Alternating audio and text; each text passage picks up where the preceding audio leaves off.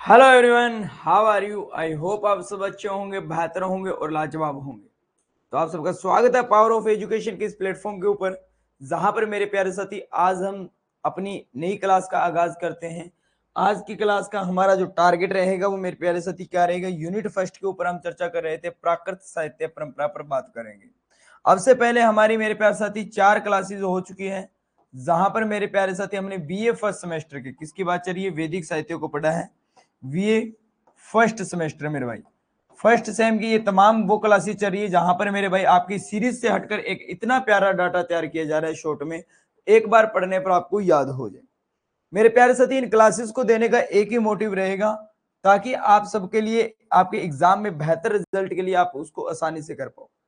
Market में इसकी book भी आपके लिए अवेलेबल हो जाएगी मेरे भाई, बहुत जल्द आपके बीच में आ जाएगी, दिवाली से पहले पहले आ जाएगी। अब से पहले मेरे प्यारे साथी इसकी जो क्लासेस हुई है पूरी क्लासेस तमाम ये एप्लीकेशन पर मिलेगी मेरे भाई। एप्लीकेशन के ऊपर यूट्यूब पर बहुत कम चांसेस है पूरा पूरा आपको बैच मिले, क्योंकि एप्लीकेशन पर देने का मतलब है वहां पर स्टूडेंट को भैया जीरो लेवल से जो भी डाउट है वो भी क्लियर करवाए जाए, सारे के सारे डाउट क्लियर करवाए जाए। मेरे प्यारे साथी, एक ही तमाम बात यही है कि मात्र 499 में आपके ऑल सब्जेक्ट आपको मिल रहे हैं। मेरे मित्रगण साथियों का काफी का कहना है कि सर आप हिंदी की क्लासेस टाइम टू टाइम नहीं लेकर आ रहे हो। मेरे प्यारे साथी, एप्लीकेशन का काम इतना ज्यादा है कि एक बार सेटिंग बिठाने में थोड़ी दिक्कत आ रही है। मेरा वादा है तुमसे कि एक एक पॉइंट आपको करवा कर जाऊंगा, बुक भी लेकर आऊंगा, आपके एग्जाम से 2 बार करवा दूंगा, पहले पहले समेट दूंगा, टेंशन मत लो। पीडीएफ नोट्स गैस पेपर सब तुम्हें दिए जाएंगे मेरे भाई, PDF notes gas paper model paper सब मिलेंगे मेरे भाई, डरिए मत घबराइए मत, बस सिर्फ आपका काम है 499 का बैच लेना। तमाम जानकारी और लेनी हो मेरे भाई कुछ भी तो भैया ये नंबर दिया गया है 7206608286, मेरा खुद का पर्सनल व्हाट्सअप नंबर है, कॉल नंबर है, आप बात कर सकते हो। अभी के लिए अपनी क्लास का शुभारंभ करता हूं मेरे भाई। आज का हमारा है कि प्राकृत साहित्य परंपरा पर एक लेख लिखना है मेरे भाई, ये हमारा क्वेश्चन है। तो इसके अंदर हम क्या पढ़ेंगे मेरे प्यारे साथी कि प्राकृत का भाषा के रूप में उद्गम या भैया शुरुआत जो हुई थी वो कब हुई थी मेरे प्यारे साथी, प्रथम शताब्दी ईस्वी में मानी जाती है, कि लगभग प्रथम शताब्दी ईस्वी के लगभग में मानी जाती है।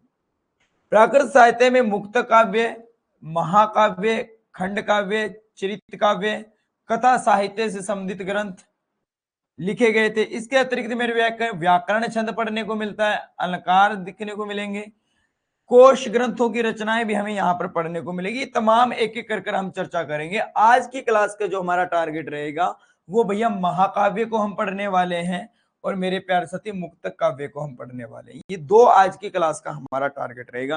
क्लास वाइज चलेगी मेरे भाई, 1 2 3 4 5 6 इस तरीके से। चलिए चर्चा करते हैं हम हमारे मुक्तक काव्य के ऊपर।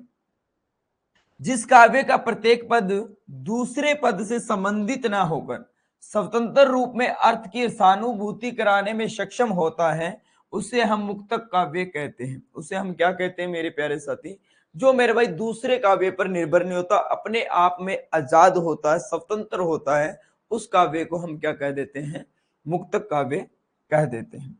उदाहरण की बात करूं तो मेरे भाई कबीर जी के ले लीजिए, रहीम जी के दोहे ले लीजिए, मीराबाई के पद ले लीजिए, आदि सब सारी की सारी रचनाएं इनके द्वारा रचित है, वो मेरे भाई मुक्त रचनाएं हैं। क्या है? मुक्त काव्य रचनाएं हैं मेरे प्यारे साथी। प्राकृत साहित्य में मुक्तक के विभिन्न ग्रंथों में कई गाथाएं भी हमें प्राप्त होती हैं, किंतु व्यवस्थित रूप से अगर प्राकृतिक मुक्त काव्य की बात कराएं तो मेरे भाई यहाँ पर हमें 2 ग्रंथ मिलते हैं। कौन कौन से मिलते हैं 2 ग्रंथ? एक मिलता है गहा सत सही मेरे भाई, दूसरा मिलता है बजलांगन। कौन सा? बजलांग कह लो या बजलांगन कह लो मेरे भाई, 2 मिलता है। गहा सत सही मेरे भाई प्राकृत के अंदर हमें कौन से में, मुक्त काव्य में 2 ग्रंथ हमें मिलते हैं। एक मिलता है गहा सत सही, एक मिलता है बजालंग। ठीक है मेरे प्यारे साथी, तो पहले पर हम बात करेंगे, पहले पर हम चर्चा करेंगे मेरे भाई। सुनो, मैंने कहा अपनी सीरीज को उठाकर देख लेना मेरे प्यारे साथी। पहले बच्चों का कहना था कि सर आप तो सीरीज की सीरीज दे रहे हो, क्या फायदा हमें पढ़ने का, सीरीज लेने, सीरीज तो हम मार्केट से ले लेंगे। अब जो ये आपको मिलेगी मेरे भाई सीरीज से हटकर है, मेहनत से आपके बीच में एक एक भैया कई सीरीज को कंबाइन करने के बाद में, कई सीरीज को पढ़ने के बाद में गूगल की सहायता से डाटा तैयार किया गया है ताकि बच्चा हर एक चीज को कवर कर पाए। मैंने कहा घा सत सही पर अगर हम चर्चा करें तो कहता है घा सत सही को संस्कृत में गाथा सप्तशती मुक्त काव्य भी कहा जाता है। क्यों कहा जाता है मेरे भाई? यहाँ पर गाथा मतलब कहानी होती है, सप्त मतलब 7 होगी और सती मतलब 100 होगी, मतलब 700 कहानियों का संग्रह मिलता है। यानी यहाँ पर गाथा मतलब हमारी कहानी होती है, सप्त मतलब 7 होता है और सती मतलब 100 होती है मेरे भाई। इस काव्य के संकलन करता यानी इस महाकवि कौन थे मेरे भाई? कवि की बात की जाए गहा सतसही के तो हाल नामक एक कवि थे। कौन थे? कवि का क्या नाम था मेरे भाई? हाल कवि थे। यानी गहा सतसही की बात की जाए तो इसके कवि की नाम की चर्चा करेंगे तो हाल होगा। कौन होगा? के हाल है तो गहा गहा सतसही। ठीक है। कवि हाल ने अनेक कवि और कवित्रियों की 700 सर्वश्रेष्ठ गाथाओं का संकलन कर गाथा सप्तशती की रचनाएं की थी। यानी इन 700 सर्वश्रेष्ठ कहानियां जो थी उनको इकट्ठा किया था, उसके बाद में क्या की थी मेरे भाई? गाथा सप्तशती की रचना की थी। इसका प्राचीन नाम अगर कहा जाए तो इसका नाम था गहा कोसे, यानी प्राचीन पुराना नाम इसको क्या बोला जाता था? गहा कोसे भी कह दिया जाता था। इसकी प्रत्येक गाथा स्वतंत्र रूप से भाव अभिव्यक्ति या रसानुभूति कराने में मेरे प्यारे साथी अपने आप में सक्षम थी। एक एक शब्द, एक एक कहानी अपने आप में बहुत जबरदस्त थी। कवि ने प्रकृति की गोद में निवास करने वाले ग्राम वासियों के उन्मुक्त जीवन और उनकी सरलता, आदर्श प्रेम व मानवीय संवेदनाओं की कहीं न कहीं सुंदर अभिव्यक्ति की है। सामान्य नायक नायिकाओं को लक्ष्य कर उनकी विभिन्न मनोभावों को चित्रित किया है और इसमें मेरे प्यारे साथी श्रृंगारिक भावनाओं तथा प्रेम की पीड़ा की अभिव्यक्ति अत्यंत मार्मिक है। ये तमाम चीजें यहाँ पर दिखाई है। श्रृंगार व प्रेम के अतिरिक्त इसमें सजन प्रशंसा, दुर्जन निंदा, दरिंदता से संबंधित मुक्तों का भी संकलन मिलता है। श्रृंगार रस देखने को मिलता है, प्रेम रस, सब कुछ मतलब यहाँ पर दरिंदता दिखेगी, मोहब्बत दिखेगी, सब देखने को मिलता है इसके अंदर। दूसरी चर्चा कर रहे थे मेरे भाई बजलालंग। कौन सी? बजालंग। गहा सप्तशती के कवि कौन थे मेरे प्यारे साथी? रिपीट करना। हाल कवि का नाम क्या था? हाल था। बजालंग के कौन होगा? प्रवर सेन होंगे। कौन होंगे कवि मेरे भाई इसके? शायद में भी, हाँ अच्छा सॉरी, जयवल्लभ है। ठीक। तो बस दोनों में कवियों का पता होना चाहिए। उसमें 700 कहानियों का एक संग्रह कर कवि ने डाला था। रसानुभूति हमें करवाता है, भाव बहुत अच्छे थे मेरे भाई, दरिंदता दिखाई गई थी, प्यार मोहब्बत, उसमें सब कुछ रस दिखाए गए थे, सब तमाम चीजें जोड़ कर सकते हो। बजालंग प्राकृत साहित्य का दूसरा सर्वश्रेष्ठ मुक्त काव्य है जिसके कवि का नाम मेरे भाई जयवल्लभ है। जयवल्लभ ने बजालंग में विभिन्न कवियों द्वारा रचित प्राकृत सुभाषितों का संग्रह किया। क्या है? बहुत सारे कवि थे, उनके द्वारा प्राकृत सुभाषित यानी उनके द्वारा सुभाषित अच्छी भाषा में जो रचा गया था, सारे ग्रंथ को इकट्ठा किया था। इस मुक्त काव्य का बजालंग नाम एक विशिष्ट अर्थ का द्योतक है। बजालंग 2 शब्दों से मिलकर बना है मेरे भाई। बजालंग लिखने का तरीका देख लेना मेरे भाई, इस तरीके से। यहाँ पर थोड़ा सा मिसप्रिंट चल रहा है। बजालंग इस तरीके से लिखा जाएगा, बजा लंग, बजालंग। ठीक है मेरे प्यारे साथी, ये थोड़ा सेट कर लेना। बजा और लंग 2 शब्दों से मिलकर बना है मेरे भाई। बजा का अर्थ होता है अधिकार या प्रस्ताव। क्या होता है? बजा का अर्थ क्या निकलता है मेरे मित्रगण साथी? बजा का अर्थ होता है मेरे भाई अधिकार करना या प्रस्ताव। ठीक है। और लंग का अर्थ होता है मेरे भाई समूह है। लंग का अर्थ क्या होता है मेरे मित्रगण साथी? समूह है। इस दृष्टि से इस मुक्त काव्य में एक विषय से संबंधित गाथाओं के समूहों का यहाँ पर संकलन एक भजा के अंतर्गत किया गया है। क्या है? इस दृष्टि से मुक्त काव्य में एक विषय से संबंधित कहानियां जो भी है उनके समूहों का संकलन जो कहाँ मिलता है मेरे भाई? तो वो आपके भजा में मिलता है। और पूरे काव्य में 995 गाथाओं को संकलित किया गया। कितनी गाथाएं थी मेरे भाई? कहानियां, गाथाएं मतलब कहानियां, तो 995 थी, जो 95 बजाओं में विभक्ति। और कितने बजाओं में विभक्ति? तो मेरे भाई 95 यानी 95। बजालंग में कई जयवल्लभ ने व्यक्तित्व और व्यक्तिगत हितों से ऊपर उठकर सामाजिक हितों पर भी बल दिया। यानी एक व्यक्ति की बात न करते हुए पूरे समाज की बात भी यहाँ पर आपके जयवल्लभ जी ने की थी। श्रृंगार के साथ साथ सत प्रेरणा देने वाले परोपकारी, मित्रता, साहस, प्रेम, स्नेह, धैर्य, विनय, समिति से नैतिक मूल्यों से संबंधित मुक्तकों का भी यहाँ पर समावेश कर कवि ने मानव मात्र की कल्याण का पथ प्रदर्शित किया था। प्रकृति चित्रण से संबंधित विविध गाथाओं का संकलन भी इस मुक्त काव्य के अंदर हुआ है मेरे प्यारे साथी। 6 ऋतुओं का नेसंग्रिक चित्रण भी यहाँ पर देखो, नैसर्गिक चित्रण भी यहाँ स्पष्ट हुआ। बजालंग जीवन के विविध आयामों का सशक्त प्रस्तुतिकरण करने वाला एक काव्य है। मैंने कहा मेरे भाई हम पढ़ किसके बारे में पढ़ रहे हैं? प्राकृत के बारे में। जहां पर हम बात किसके ऊपर कर रहे हैं मेरे भाई? पहला मुक्तक काव्य। मुक्तक काव्य कौन सा होता है? जो अपने आप में स्वतंत्र काव्य होता है, जो दूसरे काव्य पर निर्भर नहीं होता है। मुक्तक काव्य में वैसे तो बहुत सारे ग्रंथ आते हैं, लेकिन हम 2 इंपॉर्टेंट ग्रंथों पर बात कर रहे थे। पहला ग्रंथ जो हमारा था मेरे भाई, वो था गहा सतसई, जिसको हम गहा सप्तसती भी कह देते हैं, क्योंकि मेरे भाई इसके अंदर 700 यानी कवि और कवित्रियों की 700 गाथाओं का संकलन किया गया था। उसके कवि कौन थे मेरे भाई? हाल कवि थे। कवि का नाम हाल था, जिसने 700 कहानियों को इकट्ठा किया था। उसके बाद में हम बजालंग पर बात कर रहे थे। बजालंग में मेरे भाई जिसके कवि कौन थे? जयवल्लभ जी थे। और बजालंग 2 शब्दों से मिलकर बना था, वजा और लंग। वजा का अर्थ था अधिकार या प्रस्ताव मेरे प्यारे साथी, और लंग का अर्थ जो था मेरे प्यारे साथी वो क्या था? एक समूह होना।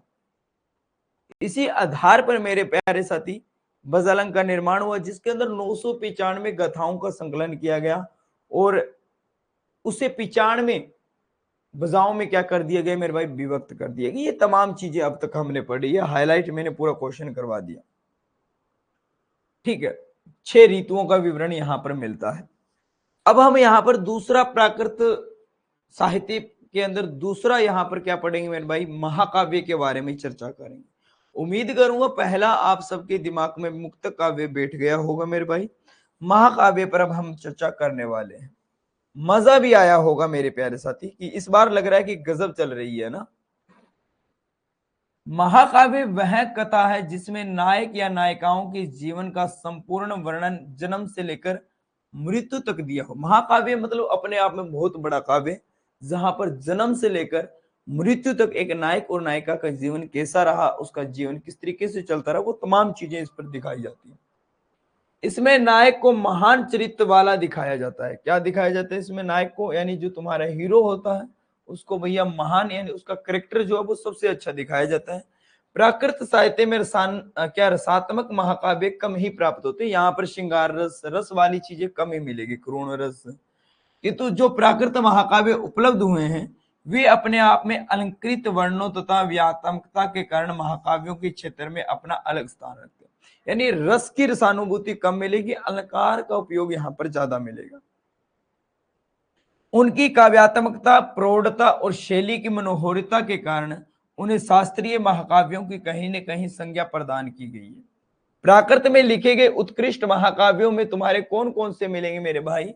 तो प्राकृत के अंदर महाकाव्यों की बात चलेगी तो हमें यहाँ सेतुबंध पढ़ने को मिलेगा, गौड़वाहो पढ़ने को मिलेगा, कुमार पालचरियम पढ़ने को मिलेगा, और भैया यहाँ पर लीलाबाई कहा, इसको एवं है ये मेरे भाई, इसको थोड़ा स्पेस देना था। लीलाबाई कहा यहाँ पर हमें पढ़ने को मिलेगा। और भी बहुत है, लेकिन यहाँ पर हम 4 से 5 के ऊपर ही चर्चा करना चाहेंगे, क्योंकि अलग से तुम्हारा क्वेश्चन नहीं लिखेगा कि महाकाव्य किसे कहते हैं और इसके भैया ग्रंथों की चर्चा करो। एक छोटा सा पॉइंट हमें लिमिटेड में शब्दों में लिखना, तो हम 4 पर चर्चा कर लेंगे तो ही बहुत है। सेतुबंध के ऊपर हम पहली चर्चा करते हैं मेरे भाई। सेतुबंध या सेवबंधो कह देते हैं इसको हम यहाँ पर, इसका क्या मतलब होता है इसके ऊपर चर्चा करते हैं। कहता है सेतुबंध प्राकृत का क्या है? सर्वोत्कृष्ट महाकाव्य। यहाँ पर कवि गाथाएं कितनी है, मेन पॉइंट यही याद रखने हैं मेरे भाई। इसको परिभाषा में कैसे लिखने, मैंने शॉर्ट नोट्स भी इसके बनाए हैं, आगे बताऊंगा, दिखाऊंगा आपको। मैंने कहा सेतुबंध प्राकृत का सर्वोत्कृष्ट महाकाव्य है। इसकी रचयिता 5वीं शताब्दी में मानी गई। इसके कवि प्रवरसेन थे मेरे भाई। सेतुबंधों के कवि कौन थे? प्रवरसेन माने जाते हैं। सेतुबंध में 1291 गाथाएं थी। 15 आश्वासों में इसको विभक्त किया गया। वाल्मीकि रामायण के युद्ध कांड की विषय वस्तु के आधार पर ही प्रवरसेन ने काव्यात्मक शैली में, कौन सी शैली में? काव्यात्मक शैली में इस महाकाव्य की रचना की। इस महाकाव्य का आधार मुख्य रूप से 2 घटनाएं थी मेरे प्यारे साथी। कौन सी थी मेरे प्यारे साथी? एक था सेतुबंध और दूसरा था मेरे भाई रावण बंध। सेतुबंध मतलब एक बांध बनाया जाता है सेतु के ऊपर, वो वाला, और एक रावण का वध किया जाता है, वो वाला मेरे भाई। ये दो घटनाएं थी, और वाल्मीकि रामायण में जो ये युद्ध कांड से रिलेटेड दी गई थी, इसी को आधार बनाकर प्रवरसेन ने इसकी रचना की थी। दूसरा मेरे भाई, सेतुबंध में एक सफल महाकाव्य के समस्त लक्षण या रस की प्रधानता का वर्ण कौशल, अलंकार आदि पूर्ण रूप से विद्वान हमें देखने को मिलते हैं। सांस्कृतिक दृष्टि से भी यह महाकाव्य महत्वपूर्ण है। यश में नाग संस्कृति का भी इसमें वर्णन किया गया है।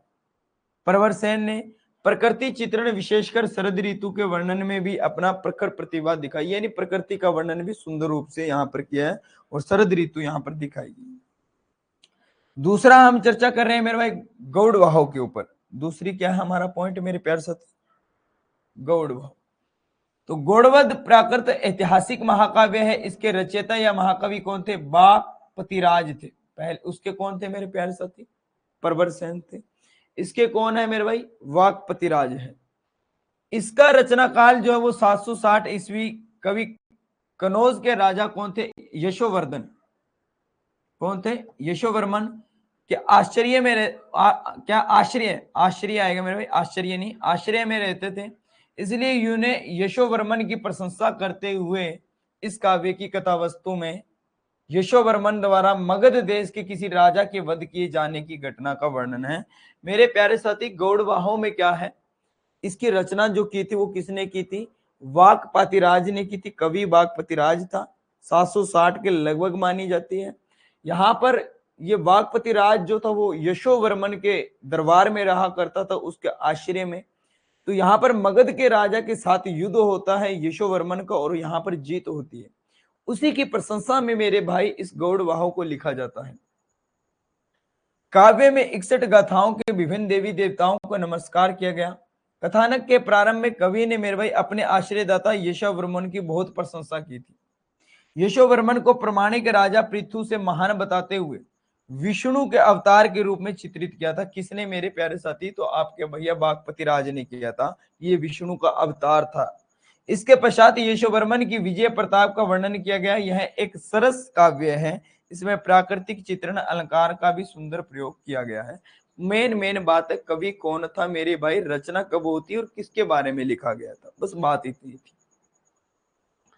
तीसरी है मेरे भाई कुमाल वालचरियम, चौथा है लीलाबाई, पांचवा है श्री चिंदकेव, छठा है चोरी चरित सोरी चरित। यानी 6 ग्रंथ हम यहाँ पर इस महाकाव्य में पढ़ने को मिलते हैं। अब मेरे भाई मैं इनमें शॉर्ट याद रखने का आसान तरीका, ये देखो मेरे भाई, मैंने आपको बताया था, मैंने शॉर्ट में अच्छे से बनाए हैं। शब्दों में कैसे पिरोना वो आपका काम रहेगा, मैं आपको शॉर्ट में बताऊंगा। पहला सेवबंधु मेरे प्यारे सती, जहां पर मैंने बताया कि रचना काल जो था वो 5वीं शताब्दी बताई गई। कवि का नाम मेरे भाई प्रवरसेन था। गाथाएं कितनी थी इसके अंदर? तो 1291 थी। शैली का प्रयोग कौन सी किया गया? तो काव्यात्मक शैली का प्रयोग। प्रमुख घटना क्या थी मेरे भाई? तो क्या था? सेतुबंध था और रावणवध, 2 घटनाएं इसमें शामिल की गई। बस इतना सा याद करना। अब इन 5 चीजों को शब्दों में कैसे पिरोना है वो आप में क्षमता होनी चाहिए। मेन पॉइंट इतने थे कि सेतुबंध की बात चलेगी तो सेतुबंध में क्या क्या था मेरे प्यारे साथी? कवि कौन थे? प्रवरसेन थे। गाथाएं कितनी थी? 1291 थे। रचना काल क्या माना जाता है? तो 5वीं शताब्दी को माना जाता है। और उसके बाद में शैली कौन सी थी? तो काव्यात्मक शैली थी। घटनाएं कौन सी थी? तो सेतुबद्ध था, रावणबद्ध था, ये 2 घटनाएं थी। बस इतना याद रखोगे, उसको छापना कैसे वो आपको आना चाहिए। फिर मेरे प्यारे साथी दूसरा भी सेम है, गौड़वाहों हमने पढ़ा। क्या था मेरे भाई इसके अंदर?